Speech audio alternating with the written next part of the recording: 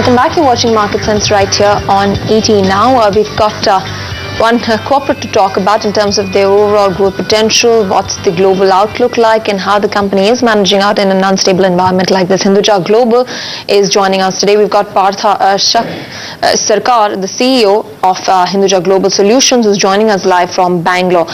Mr. Sarkar, thanks very much for joining in. Firstly, can you talk about a little bit more about the current work environment in terms of the overall global jitteriness that we are facing and your overall global business at this point?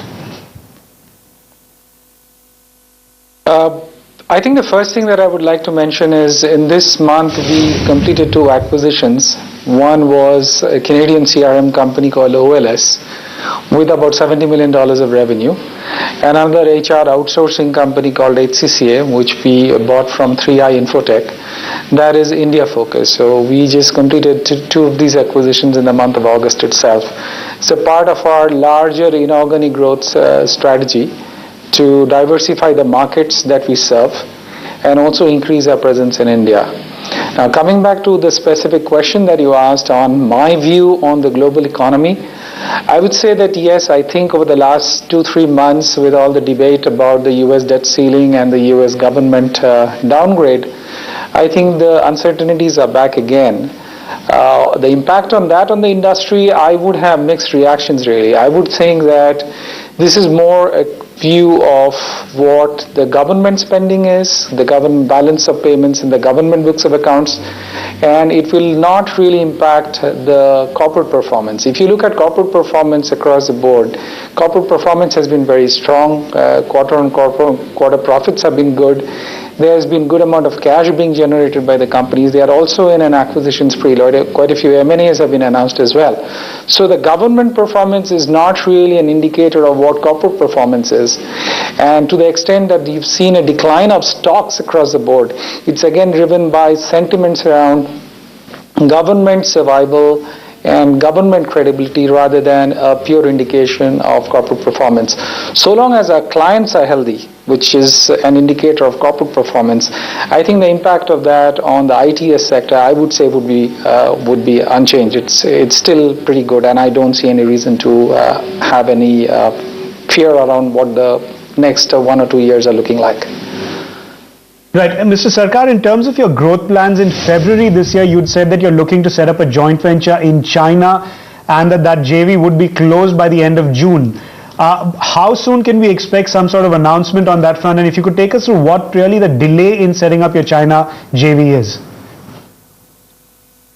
Okay, so the China JV has been something that we've been working around for some time now. I would say that we've been working on it for 3 years now. As you know, the China market is a very attractive market, and we are trying to address the domestic market. But you know, every rose needs to be plucked through a bush of thorns. So the China market is not the easiest market to do business in. We have a JV partner identified, and talks has been progressing well. However, so far as timelines are concerned, I guess we've not been able to meet up the timelines of June that we talked about. I'm now hoping by the end of this fiscal we should be able to get the China JV up by the end of this fiscal. Mr. Sarkar, apart from that, are you seeing an impact on the deal pipeline and client spends? Well, you know what, I think my IT friends will probably be seeing the impact of that more, because that's really a capex spend. That's discretionary, and therefore at the time when you're having a difficulty in your market space, you would probably like to cut down on your discretionary spend.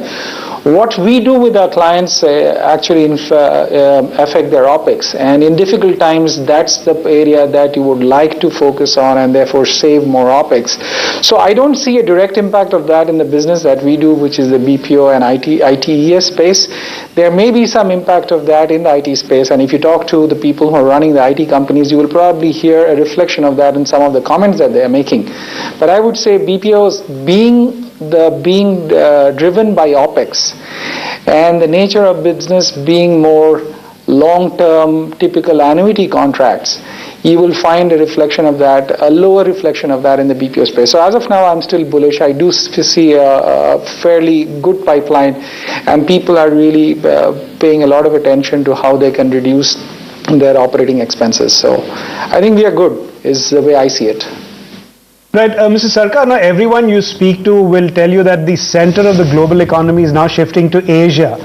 But in terms of your mix of revenues, you've got roughly 47 to 48% of your revenues coming out of the US and UK, the balance of it coming out from Asia. Going forward, should we expect that progressively a larger part of your revenues will come out of Asia? You've talked about the China joint venture. Is there going to be a larger focus on Asia going forward?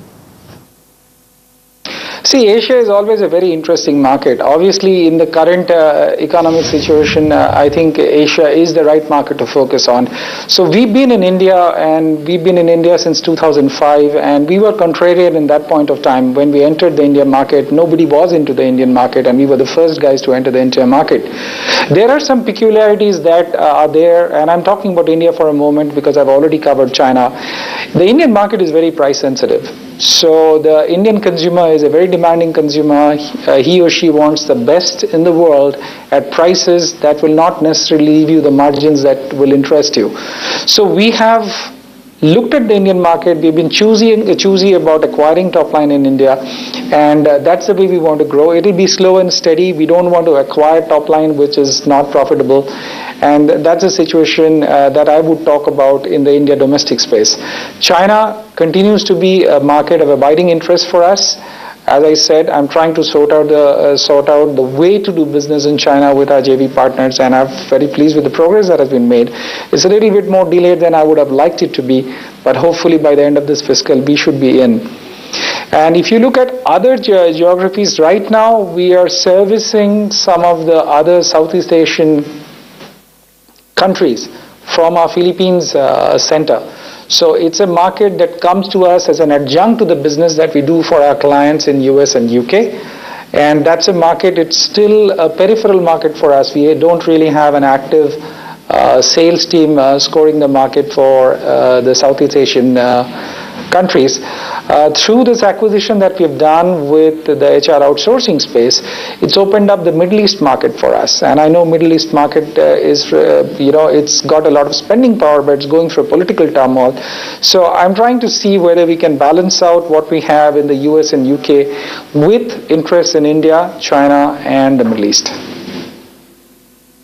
All right, Mr. Partha Sarkar, many thanks for coming in on the show and walking us through the business outlook for Hinduja Global Solutions. That was Mr. Partha Sarkar, the Group CEO of Hinduja Global, joining us live from Bangalore. We'll take it back to the guidelines that have been put out by the Reserve Bank of India. This is essentially